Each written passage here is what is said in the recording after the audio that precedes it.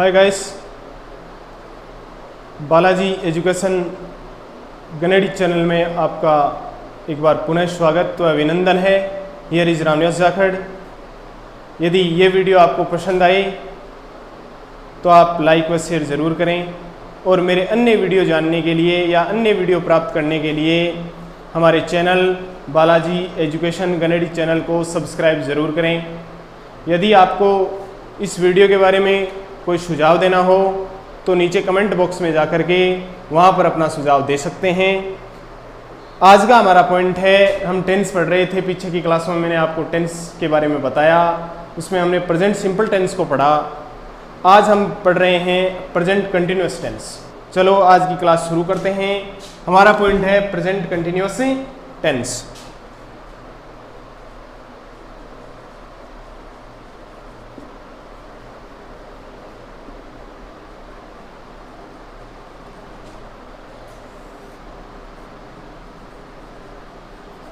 Present continuous tense या progressive tense भी बोलते हैं, इसको प्रोग्रेसिव टेंस भी बोला जाता है।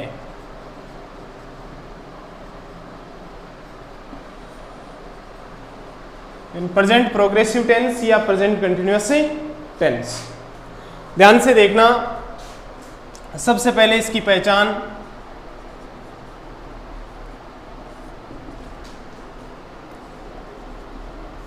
रहा है, रही है, रहे हैं, हुआ है,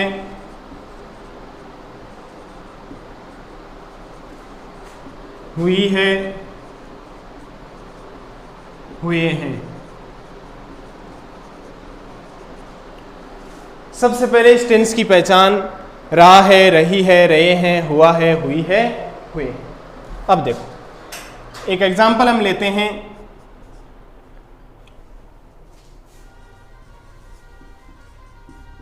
सुनीता भोजन पका रही है। सुनीता भोजन पका रही है। मैं बताना चाहता हूं इस टेंस के बारे में कि ये टेंस जैसा कि प्रेजेंट कंटिन्यूअस टेंस है, इसमें काम जारी रहता है, प्रोग्रेस रहता है, कार्य जारी रहता है, कार्य प्रगति पर रहता है। काम कब शुरू हुआ था इस बात का पता नहीं लगता और काम कब समाप्त होगा इस बात का भी पता नहीं लगता। कहने का मतलब है कि बोलते समय कार्य जारी रहता है। जैसे मैंने ये सेंटेंस पढ़ा, सुनीता भोजन पका रही है, मैं अंग्रेजी पढ़ा रहा हूं। तो मैंने कब पढ़ाना शुरू किया था, कब मैं समाप्त करूंगा, ये दोनों चीजें गायब है। कहने का मतलब है कि जिस समय मैं बोल रहा हूं उस समय कार्य जारी है। तो इस प्रकार की यदि परिस्थिति बनती है किसी सेंटेंस में तो हमेशा प्रेजेंट कंटिन्यूअस टेंस होता है। अब देखो आगे बढ़े तो प्रेजेंट कंटिन्यूअस टेंस के बारे में हेल्पिंग वर्ब। हेल्पिंग वर्ब इसमें इज, एम व आर, ये तीन हेल्पिंग वर्ब्स इस टेंस में काम करती हैं। यूज ऑफ, मैं हेल्पिंग वर्ब का प्रयोग बता देता हूं सब्जेक्ट के साथ। यूज ऑफ इज, कि इज हेल्पिंग वर्ब का प्रयोग कहां होता है। तो मैंने सिंगुलर प्लूरल आपको पीछे बता दिए हैं, उसी पैटर्न के साथ with singular subject, with singular subject, यानी जहां सब्जेक्ट सिंगुलर हो वहां इज आएगी। Use of am with plural I, with I, यानी आई एक ऐसा सब्जेक्ट है जिसकी स्वयं की वर्ब है। आई ऐसा सब्जेक्ट है जिसकी स्वयं की वर्ब है और वो है एम, यानी एम का प्रयोग केवल आई के साथ ही होता है, अदर किसी भी सब्जेक्ट के साथ नहीं होता। फिर रहा आर, तो यूज ऑफ आर विद, यानी प्लूरल सब्जेक्ट। सब्जेक्ट प्लूरल हो तो आर, सब्जेक्ट सिंगुलर हो तो इज, और यदि आई हो तो एम। अब देखो आगे मैन वर्ब। यदि मैन वर्ब की बात करें तो मैंने बताया है कि यदि कंटिन्यूअस नाम आ जाए, चाहे वो प्रेजेंट कंटिन्यूअस हो, चाहे प्रेजेंट परफेक्ट कंटिन्यूअस हो, चाहे पास्ट कंटिन्यूअस हो, चाहे पास्ट परफेक्ट कंटिन्यूअस हो, कंटिन्यूअस नाम आते ही एक ही वर्ब आती है, वो है वर्ब की फर्स्ट फॉर्म प्लस ing। यानी वर्ब, जैसे हम प्रेजेंट सिंपल पढ़ रहे थे तो उसमें वर्ब थी वर्ब की फर्स्ट फॉर्म प्लस एस या es, इसमें लगाएंगे वर्ब की फर्स्ट फॉर्म प्लस ing। ठीक है, अब देखो मैं आपको वर्ब में ing लगाने के नियम बता देता हूं, किस प्रकार से आपको वर्ब में ing लगाना है।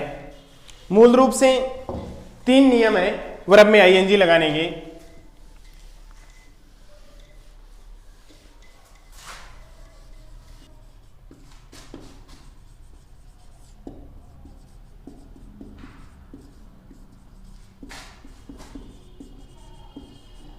वर्ब में ing लगाने के नियम। पहला नियम, यदि किसी वर्ब के अंत में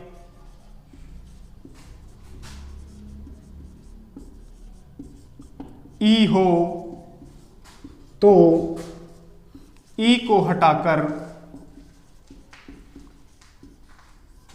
ing लगाते हैं।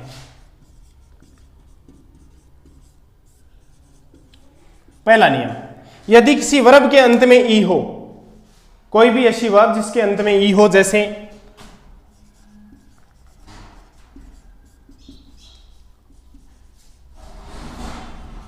राइट, अंत में ई है तो ई को हटा दो, WRIT, ई हटाना है और उसके बाद क्या लगाना है, ing, राइटिंग। वैसे ही मैक है, मैकिंग। सेलिब्रेट है, सेलिब्रेटिंग। यानी कोई भी वर्ब हो किसी भी प्रकार की, यदि उस वर्ब के अंत में ई आता है तो ई को हटा करके ing लगाते हैं। दूसरा नियम, यदि किसी वर्ब के अंत में कोई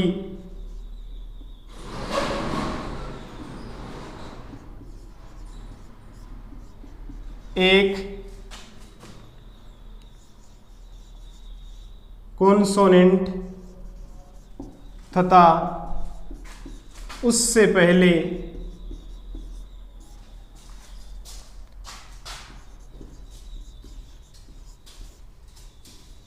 कोई एक वोवल हो तो कॉन्सोनेंट को डबल करके ing लगाते हैं।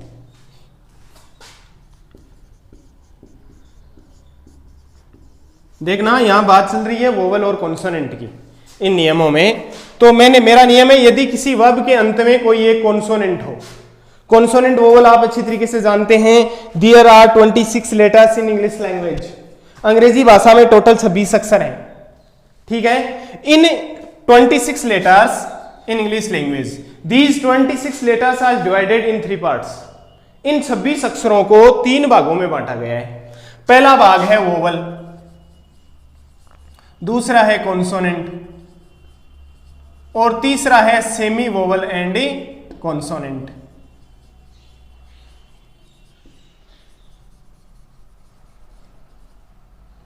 सेमी वोवल एंड कॉन्सोनेंट है। अब देखो इसमें वोवल 5 होते हैं, ए ई आई ओ यू, कॉन्सोनेंट 19 होते हैं। अब रही बात 2 बच गई, और वो 2 बताना चाहता हूं, डब्ल्यू और वाई। डब्ल्यू और वाई 2 ऐसे लेटर हैं जिनको सेमी वोवल एंड कॉन्सोनेंट कहा जाता है। यानी वो कई बार वोवल का काम करते हैं तो कई बार कॉन्सोनेंट का काम करते हैं। और प्राय उनकी स्थिति इस प्रकार होती है कि यदि Y और W किसी शब्द के अंत में आते हैं तो वहां प्राय वो वोवल का काम करते हैं, और यदि शुरू में आते हैं तो वहां कॉन्सोनेंट का काम करते हैं। तो यदि किसी वर्ब के अंत में कोई कॉन्सोनेंट हो, जैसे स्टॉप एक वर्ब है, तो अंत में कोई एक कॉन्सोनेंट पी, एक कॉन्सोनेंट आ गया, तथा उससे पहले कोई एक वोवल, वोवल भी सिंगल ही होना चाहिए, एक ही, पी से पहले ओ एक सिंगल वोवल है, तो इस कंडीशन में सच कंडीशन क्या होगा, कॉन्सोनेंट को डबल कर दिया जाएगा, तो स्पेलिंग बनेगी STOPP। उसके बाद क्या करेंगे, ING लगाएंगे, स्टॉपिंग। ठीक है, इसके बाद जैसे आगे देखें तो पुट, अंत में सिंगल कॉन्सोनेंट T, उससे पहले U वोवल, तो PUTTING, पुटिंग। ठीक है, जैसे सेट, सेट का क्या हो जाएगा, सेटिंग। ये इस प्रकार से हम इजीली मतलब किसी वर्ब के अंत में बिना कोई गलती के ING लगा सकते हैं, बिना कोई एरर के। बस मात्र में 3 नियमों का ध्यान रखना है। 2 नियम आपके समक्ष हैं। इन नियमों के बारे में यदि आप और अधिक ध्यान रखना चाहते हैं तो इसका स्क्रीनशॉट ले सकते हैं। मैं तीसरा नियम के लिए इसको इरेज कर देता हूं। तीसरा नियम देखिए, यदि किसी वर्ब के अंत में IE हो तो IE को हटाकर IE को Y में बदलकर, IE को Y में बदलकर ING लगाते हैं।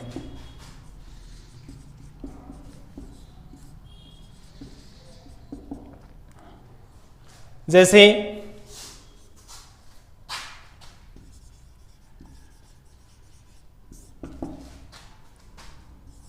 DI, डाई, मारना। अब यदि इसको इसके अंदर ING लगाएंगे तो अंत में क्या है, IE है। यदि किसी वर्ब के अंत में IE हो तो IE को सबसे पहले क्या करेंगे, Y में बदलेंगे, तो स्पेलिंग बन गई DY। उसके बाद क्या करेंगे, ING लगाएंगे, तो DY ING, ये लो साहब। उसी प्रकार जैसे टाई, TIE, तो TYING, टाई का मतलब होता है बांधना। ठीक है, तो इस प्रकार से हम इन 3 नियमों के आधार पर किसी भी वर्ब को हैंडल कर सकते हैं, किसी भी वर्ब में ING लगा सकते हैं। इन 3 नियमों के बाहर जो भी वर्ब आती है उसमें विदाउट एनी चेंज ING लगा दो, क्योंकि 3 नियमों से बाहर जो भी, जैसे मैं एक वर्ब डाल रहा हूं रीड, READ। अब इसमें थोड़ा सा ध्यान से देखना पड़ता है। जैसे D अंत में क्या है, सिंगल कॉन्सोनेंट है, लेकिन उससे पहले वोवल डबल आ गई, E और A, तब वो कॉन्सोनेंट को डबल करने वाला रूल फॉलो नहीं होगा। तब क्या करेंगे, विदाउट एनी चेंज इसमें क्या कर देंगे, ING लगाएंगे। एक जैसे वर्ब है ग्रो। अब इसमें यह ध्यान रखने वाली बात है कि W, मैंने W और Y के बारे में बताया कि ये सेमी वोवल एंड कॉन्सोनेंट होते हैं, कि ना तो ये स्वतंत्र रूप से वोवल का काम करते हैं और ना ही ये कॉन्सोनेंट का काम करते हैं, दोनों मिक्स में करते हैं। मैंने बताया कि Y और W यदि अंत में आते हैं तो वो वोवल होते हैं, कॉन्सोनेंट नहीं होते। एंड अदरवाइज कॉन्सोनेंट वाले नियम से यदि हल करेंगे, जैसे हमने पुट को किया था, PUT था, तो उसमें PUTTING कर दिया, क्योंकि T कॉन्सोनेंट है, उससे पहले वोवल है U। तो यदि इस W को मैं कॉन्सोनेंट मान लूं और O को O वोवल है, तो W को डबल करना पड़ेगा। ऐसी कंडीशन इंग्लिश में नहीं होती है। ठीक है, तो इसमें क्या करेंगे, विदाउट एनी चेंज ING लगाएंगे, क्योंकि ये नियम से बाहर है, क्योंकि यहां W वोवल का काम कर रहा है, तो यहां लास्ट में 2 वोवल हो गए। अब देखो ING, वर्ब में ING लगाने का काम पूरा हो गया। अब आगे बढ़ते हैं सेंटेंस पैटर्न की ओर। तो देखो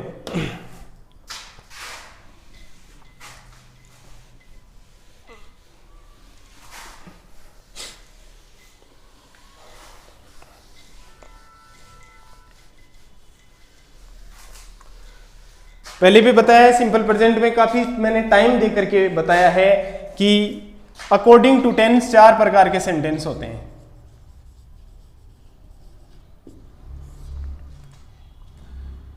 सबसे पहले ले रहा हूं अफर्मेटिव।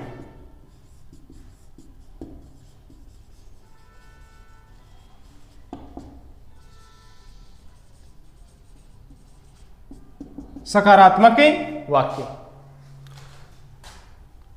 स्ट्रक्चर होती है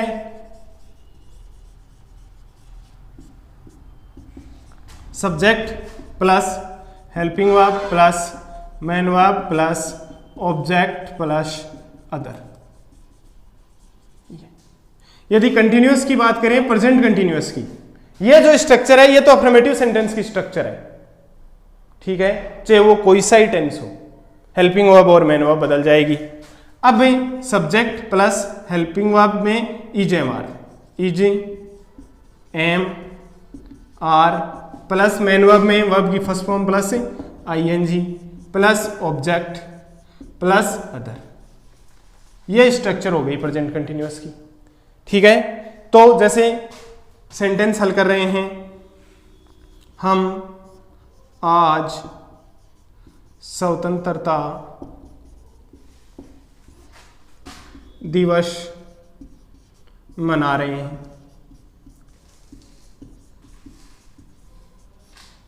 हम आज स्वतंत्रता दिवस से मना रहे हैं। तो सबसे पहले सब्जेक्ट है वी। अब हेल्पिंग वर्ब लगाएं इज एम आर। तीन में से कौन सी लगाएं? सब्जेक्ट बताएगा। सब्जेक्ट वी प्लूरल है तो आर लगाएंगे। वी आर क्या मना रहे हैं, वर्ब चाहिए। उसके बाद मेन वर्ब है सेलिब्रेट, तो उसमें आईएनजी लगाना है। CELEBRATE आता है, लेकिन ई हट जाएगा तो क्या करेंगे, ई हटा करके आईएनजी लगा देंगे। सेलिब्रेटिंग, क्या मना रहे हैं? इंडिपेंडेंस डे, ऑब्जेक्ट का काम करता है। तो we are celebrating independence day. कब? टुडे, आज। हम आज स्वतंत्रता दिवस से मना रहे हैं, तो we are celebrating independence day today. यहां टुडे एडवर्ब का काम कर रही है, इंडिपेंडेंस डे यहां ऑब्जेक्ट है, सेलिब्रेटिंग यहां main verb, are celebrating main verb का काम कर रही है, वी क्या है? सब्जेक्ट है। तो देखो आगे बढ़ता हूं, नेगेटिव सेंटेंस ले लेता हूं।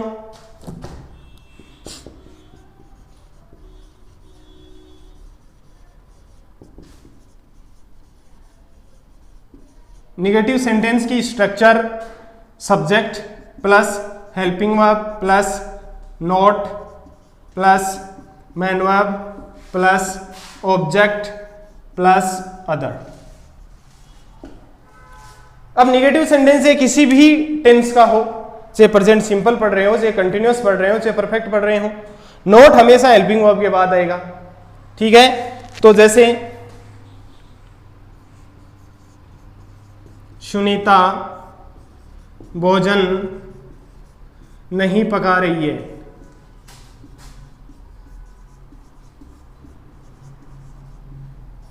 सेंटेंस है सुनीता भोजन नहीं पका रही है, तो subject Sunita,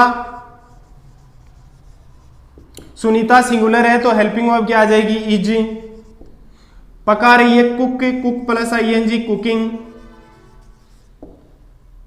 Sunita is cooking food, food यहां पर क्या है? ऑब्जेक्ट। सुनीता क्या पका रही है? Sorry, Sunita is not cooking food, क्योंकि सेंटेंस निगेटिव है। निगेटिव सेंटेंस है तो हमें हेल्पिंग वर्ब के जस्ट बाद क्या लगाना होगा? नोट लगाना पड़ेगा। यदि नोट नहीं लगाएंगे तो यह सेंटेंस अफर्मेटिव बन जाएगा। अब देखो, यदि मैं यहां से नोट हटा दूं, नोट नहीं लगाया मैंने, तो यह सेंटेंस अफर्मेटिव है, और नोट लगाते ही क्या बन गया? Negative. Sunita is not cooking food. अब ये निगेटिव सेंटेंस है। आगे देखो, अब हम बात करते हैं आगे इंट्रोगेटिव सेंटेंस की।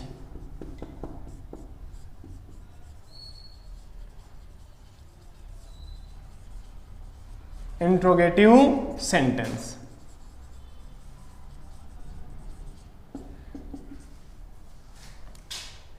मैंने पीछे बताया, पीछे वाले टेंस में there are two types of interrogative sentence. Interrogative sentence दो प्रकार के होते हैं, WH वर्ड और हेल्पिंग वर्ब।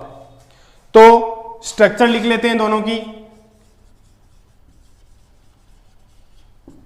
स्ट्रक्चर हो गई सबसे पहले WH वर्ड की, WH word plus helping verb plus subject plus main verb plus object plus other plus question mark at last. Interrogative है तो क्वेश्चन मार्क लगाना पड़ेगा। दूसरी हो गई, ये तो पहली स्ट्रक्चर WH वर्ड की, दूसरी स्ट्रक्चर हेल्पिंग वर्ब की। तो helping verb plus subject plus main verb plus object plus other और क्वेश्चन मार्क एट लास्ट। ठीक है, देखो जैसे सेंटेंस है राम क्या कर रहा है,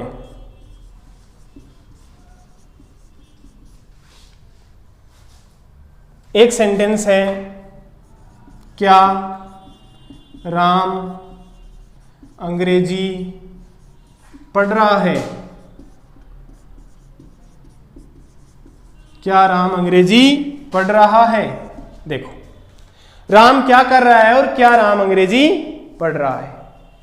मैंने क्या शब्द वाक्य को पहले भी बताया, यदि क्या शब्द सब्जेक्ट के बाद या वाक्य के बीच में आता है तो हमेशा क्या होता है, WH वर्ड। और यदि क्या शब्द वाक्य के शुरू में आ जाता है, सब्जेक्ट से पहले आ जाता है, तो क्या होता है, हेल्पिंग वर्ब। तो ये तो WH वर्ड से शुरू होगा, तो WH वर्ड हो गया व्हाट। उसके बाद WH वर्ड के बाद हमें क्या लेना, हेल्पिंग वर्ब। हेल्पिंग वर्ब क्या है हमारे पास, 3 इज एम आर, क्योंकि कंटिन्यूअस टेंस पढ़ रहे हैं, प्रेजेंट कंटिन्यूअस पढ़ रहे हैं, तो helping verb is am are होंगी। तो इज लगाएं, एम लगाएं, आर लगाएं, इसका डिसीजन सब्जेक्ट राम इज, क्योंकि राम सिंगुलर है तो सिंगुलर के साथ इज। व्हाट इज राम, अब वर्ब कर रहा है do plus ING। What is Ram doing, Ram क्या कर रहा है। फिर आगे का सेंटेंस है क्या राम अंग्रेजी पढ़ रहा है। यहां क्या शब्द सब्जेक्ट के पहले आया है या वाक्य के शुरू में आया है, तो इस कंडीशन में ये क्या होगा, हेल्पिंग वर्ब होगा। अब हेल्पिंग वर्ब सब्जेक्ट के अनुसार आएगी, राम के साथ इज। उसके बाद हेल्पिंग वर्ब के बाद सब्जेक्ट लेना है, तो राम इज राम। उसके बाद मेन वर्ब पढ़ रहा है, तो रीड प्लस ING रीडिंग, क्या इंग्लिश, तो इज राम रीडिंग इंग्लिश, क्या राम अंग्रेजी पढ़ रहा है। ठीक है, जैसे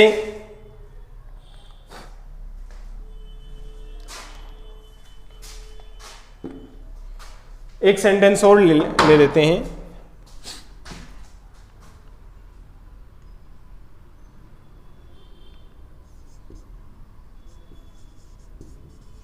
राधिका मंदिर क्यों जा रही है। एक सेंटेंस है राधिका मंदिर क्यों जा रही है, तो इंट्रोगेटिव हो गया। इंट्रोगेटिव में क्वेश्चन ये है क्यों, तो क्या बोलते हैं वाई। उसके बाद WH वर्ड के बाद हेल्पिंग वर्ब राधिका के अनुसार इज। उसके बाद सब्जेक्ट राधिका, वर्ब है जा रही है, तो गो प्लस ING गोइंग, कहां, to temple. Why is Radhika going to temple, Radhika मंदिर क्यों जा रही है। अब मैंने आपको आंसर देने का तरीका भी बताया था सिंपल प्रेजेंट में, कि व्हाट का आंसर ऑब्जेक्ट होता है, वाई का आंसर कारण होता है। अब मान लो कि सपोज कीजिए आंसर है कि राधिका मंदिर में पूजा करने के लिए जा रही है, तो इजीली आप इसका जवाब दे सकते हैं। शर्त यह है कि आपको क्वेश्चन का ध्यान रखना है कि क्वेश्चन कौन से टेंस में पूछा गया है।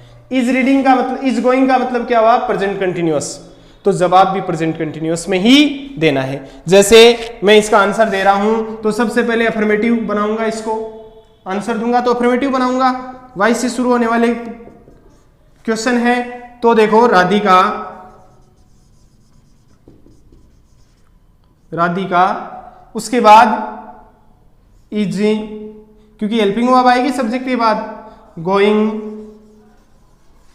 टू टेम्पल, ये तो अफर्मेटिव में बदल दिया हमने। Radhika is going to temple, Radhika मंदिर जा रही है।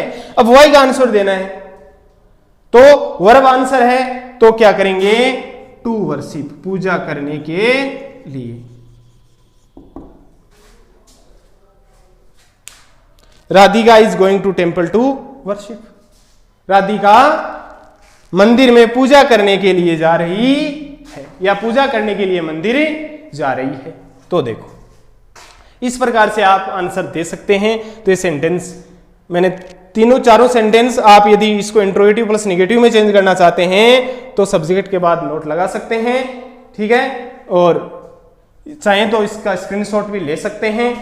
अब देखो आगे मैं इसकी एडवर्ब बता देता हूं आपको, प्रेजेंट कंटिन्यूअस टेंस की एडवर्ब। इसकी एडवर्ब्स हैं,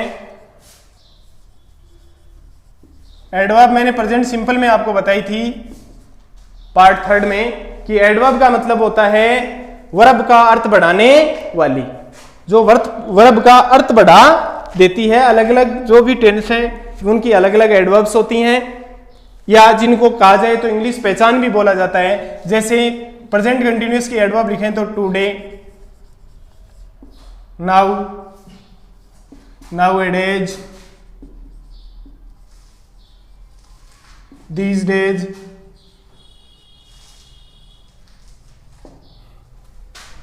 at present, at this time,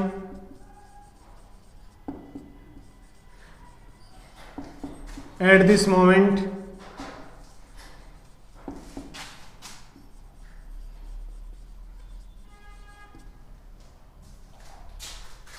इसके अलावा जैसे this, morning, evening, it is, ये इसकी एडवर्ब्स हैं, ठीक है। जैसे टुडे है, नाउ है, नाउएडेज है, दीज डेज है, इसके अलावा एट प्रेजेंट है, एट दिस टाइम है, एट दिस मोमेंट है, इसके अलावा जैसे दिस मॉर्निंग या इवनिंग, आफ्टरनून, जो भी है। देखो अब इन एडवर्ब्स का प्रयोग किस प्रकार से होता है, ठीक है ना, इनके अनुसार हमें सुटेबल वर्ब बढ़नी होती है। एक सेंटेंस आता है, ठीक है ना, जिसकी वर्ब खाली होती है और उसमें हमें सुटेबल वर्ब फिल करनी होती है। जैसे मैं सेंटेंस डाल रहा हूं, एग्जांपल्स आपके समक्ष हैं, या एक्सरसाइज जिसको बोला जाता है। सिंपल प्रेजेंट एडवर्ब की एक्सरसाइज देखो।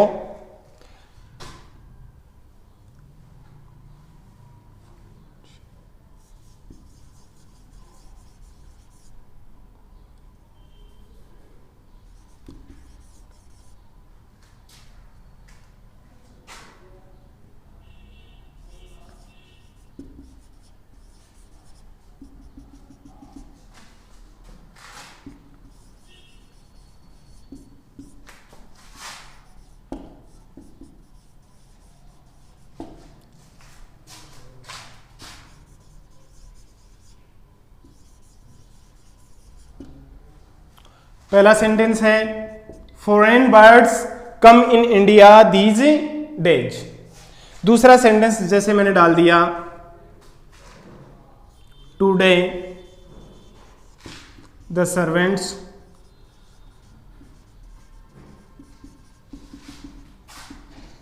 Not walk.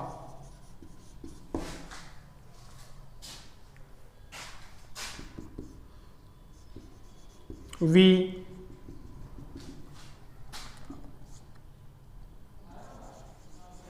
watch a wrestling match now. I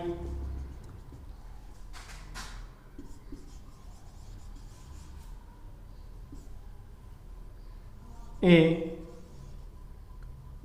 novel at this time. ये कुछ एग्जांपल्स आपके समक्ष हैं जो एडवर्ब्स के हैं। मैं इनको बता रहा हूं आपको कि किस प्रकार से आपको इनमें सूटेबल वर्ब भरनी होती है, अर्थात सूटेबल वर्ब के साथ इनको पूरा करना होता है। ये खालिस्तान आपको पूरा करना है, किस प्रकार से करोगे। जैसे पहला सेंटेंस है foreign birds come in India these days. अब ये दीज डेज जो शब्द है ये एडवर्ब है इसमें, और दीज डेज कौन सी टेंस की एडवर्ब है? प्रेजेंट कंटिन्यूअस की। तो अर्थात दीज डेज शब्द आते ही हमें यह पता लगना चाहिए कि खालिस्तान में क्या आएगा, यानी प्रेजेंट कंटिन्यूअस टेंस के साथ इसको फिल किया जाएगा। ठीक है, वर्ब का रूप परिवर्तित होगा। यहां पर वर्ब की फर्स्ट फॉर्म आपको दी हुई मिलेगी हमेशा खाली, यानी ब्रैकेट में आपको वर्ब की फर्स्ट फॉर्म मिलती है और उसको टेंस के अनुसार उसका रूप परिवर्तित करना होता है। तो फॉरेन बर्ड्स प्लूरल में है तो हेल्पिंग वर्ब आ गई आर, कम का क्या हो गया? Coming. Foreign birds are coming in India these days. इन दिनों भारत में विदेशी पक्षी आ रहे हैं। अगला सेंटेंस है today the servants. Today the servants, नौकर, नोट यहां पर बीच में लगाया हुआ है, दोनों तरफ खालिस्तान है क्योंकि नोट का प्रयोग हेल्पिंग वर्ब और मेन वर्ब के बीच होता है। तो यहां हेल्पिंग वर्ब आ जाएगी, सर्वेंट्स के अनुसार आर, नोट वर्क का working. Today the servants are not working, आज नौकर काम नहीं कर रहे हैं। We watch a wrestling match now. अब हम देखो वॉच तो वी के साथ वी और वॉचिंग ए रेसलिंग मैच नाउ। अब हम एक रेसलिंग मैच देख रहे हैं, कुश्ती का मैच देख रहे हैं। I read A novel at this time, तो आई के साथ हेल्पिंग वर्ब एम, रीड का क्या हो जाएगा? Reading. I am reading A novel at this time, पता कहां से लगाया? इस एडवर्ब से, एट दिस टाइम। इसमें एडवर्ब क्या थी? नाउ। इस सेंटेंस में क्या थी? टुडे। टुडे यदि फर्स्ट में आती है तो कोमा से अलग होगी और एट लास्ट आएगी तो कोमा से अलग नहीं होगी। तो देखो I am reading A novel at this time. At this time से ये पता लगा कि इसमें प्रेजेंट कंटिन्यूअस वर्ब हमें भरनी है, तो एम रीडिंग आ गया। इसके साथ एडवर्ब्स के साथ ही आज का ये चैप्टर समाप्त होता है। और मेरे और अधिक वीडियो आप प्राप्त करने के लिए हमारे चैनल बालाजी एजुकेशन गणित चैनल को सब्सक्राइब जरूर करें। धन्यवाद।